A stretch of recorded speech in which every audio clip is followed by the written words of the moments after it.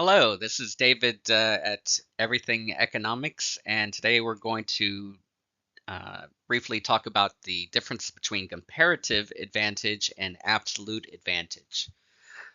This is useful in trying to determine what a country or firm should produce. So let's go ahead and get started.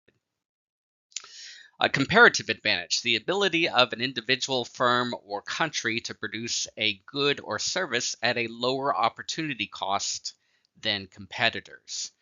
Whereas an absolute advantage is the ability of an individual firm or country to produce more of a good or service than competitors using the same amount of resources. And I'll illustrate this in a couple of moments with different examples. But a comparative advantage would mean that let's say your country has either natural resources or technology or manpower that gives it an advantage over another country in producing the same good. So, for example, producing jet engines. The United States has a technological advantage when producing jet engines for various types of airplanes, and as well as the capital, the money to invest in uh, putting these engines together and being able to manufacture them at a competitive rate. Another example would say, let's say if we talk about coffee, well, the United States is not in a region of the world where coffee can be grown. So countries in, say, South America, such as Colombia or Venezuela, or in maybe some places in Africa or in Southeast Asia, like Indonesia, they can grow coffee without any problems. And so they have an advantage in the fact of their location that they can can produce this good. And that's true for any type of good, whether it's manufactured or grown or mined. Every country has its own comparative advantages in something. Absolute advantage would mean that your country has complete absolute over another country with respect to producing any type of product, whether it's food, whether it's clothing, or any electronic devices, and so forth. But we'll go into this here in a second in the examples. All right, let's go ahead and get started on question one. We have two countries. We have country A, their production possibilities curve, and we have country B. And we have two products, shirts or computer chips. So country A, if it put all its resources into manufacturing shirts, country A could manufacture 120 shirts per day and 0 computer chips. Or if we go down the line all the way to the other extreme, it could produce 120 computer chips and 0 shirts. Country B, its production of shirts can be 108. So for country B, they can produce a maximum of 108 shirts per day. And if we go to the other extreme, they can produce a maximum of 36 computer chips per day. And this is because of less resources. Now the question here, it says, which country has a comparative advantage in the production of shirts? So first we have to look at the opportunity cost for each country. So I'm just going to abbreviate here, opportunity cost for shirts.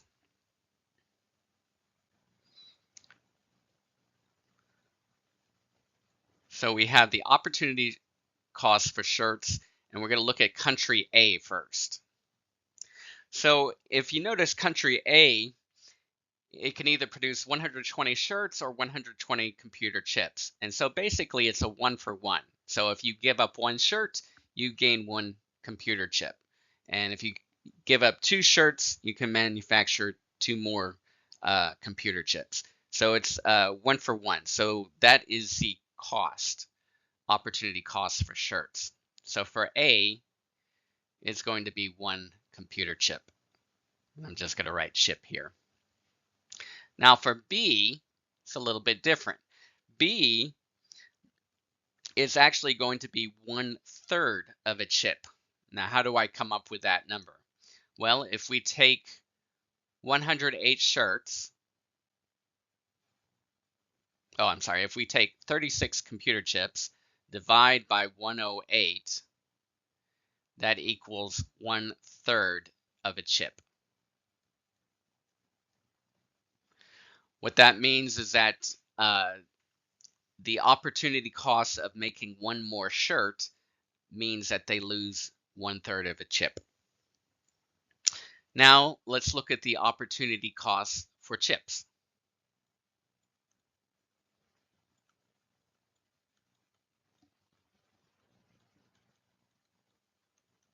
Okay, first we have to do country A. And country A, same thing. If you want to make 1 more shirt, you're going to lose one chip, or one.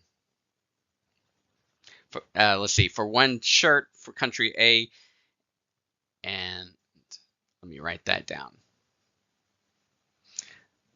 So the opportunity cost of making 1 more computer chip is 1 shirt. So we have that 1-to-1 ratio. For country B, it's going to be a little bit different. It's going to be 108 divided by 36, which gives us 3 shirts.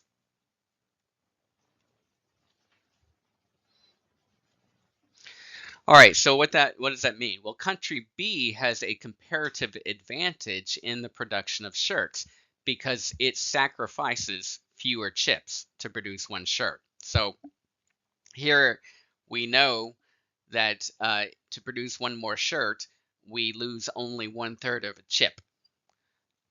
Whereas if we produce chips, we lose 3 shirts. So what this is saying is that country B should produce the shirts. They have a comparative advantage in shirts.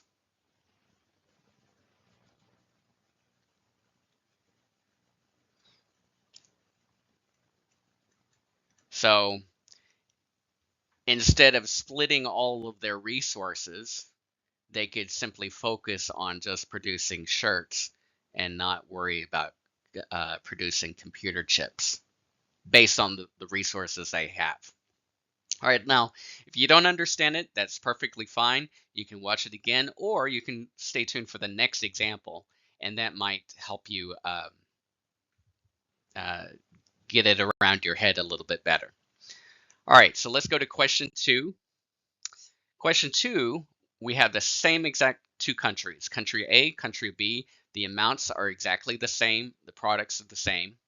Let me just write 108 for shirts and 36 for computer chips. Now it says which country should specialize in the production of computer chips. So first of all, we have to do the opportunity cost of shirts.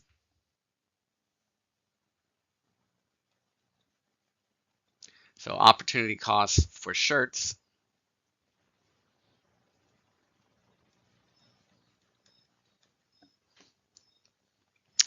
For country A, it's going to be 1 chip. Again, we have that 1 for 1 trade-off. For country B, it is going to be 1/3 of a chip. And to come up with that, we would take 36 divided by 108 equals 1/3 of a chip. Now, we have to look at the opportunity costs for chips. Again, for country A, it's simply 1 shirt.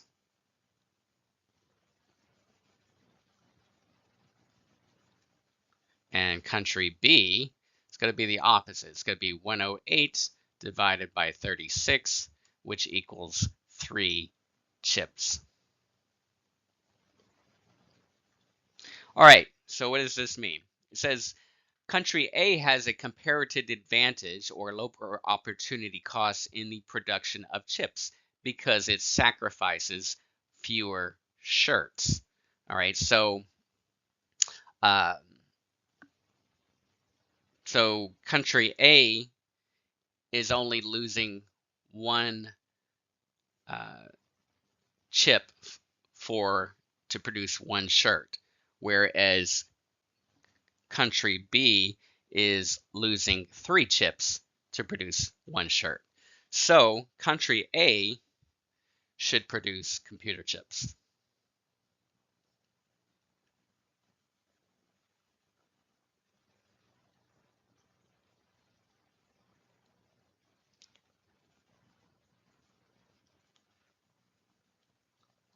All right, so in the previous question, it was asking about who should produce shirts, who has a comparative advantage in producing shirts, and we had decided that it was country B. And then in this question, who should produce computer chips, we decided that it should be country A based on the information, based on the opportunity costs.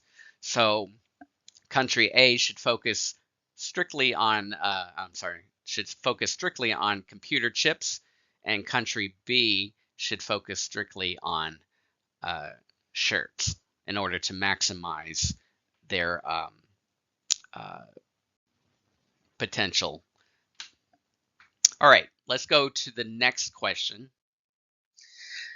Question 3. Which country has an absolute advantage in the production of each good?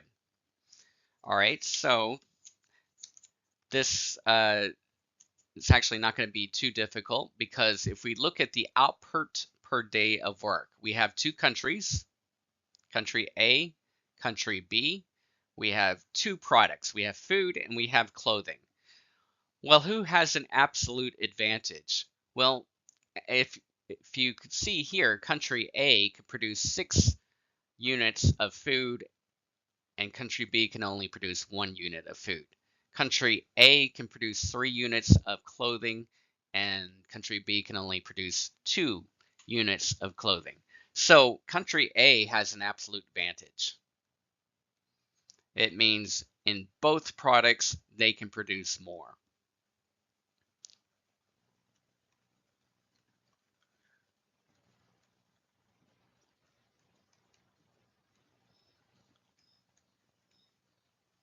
Oops. So country A has an absolute advantage. So let's go to the next question. All right, let's go to question 4. The question is, which country has a comparative advantage in the production of each good? So we know that country A in the previous question has an absolute advantage in both goods, but now we're looking for a comparative advantage. And we have the same information. We have 2 countries. We have country A and we have country B. We have food and clothing. All right, so country A can produce 6 times as many units of food as a worker in country B. So we can see that clearly. Country A can produce far more food than country B. But in terms of clothing, country A can only produce 3 units and country B can produce 2 units. So what does this mean? Well, we would have to divide take 3 units, divide by 2, and that equals 1.5. So for country A can produce 6 units of food. All right, so country A has a clear advantage in the production of food. But when it comes to clothing, country A can only produce 1.5 units of clothing compared to country B. Whereas country B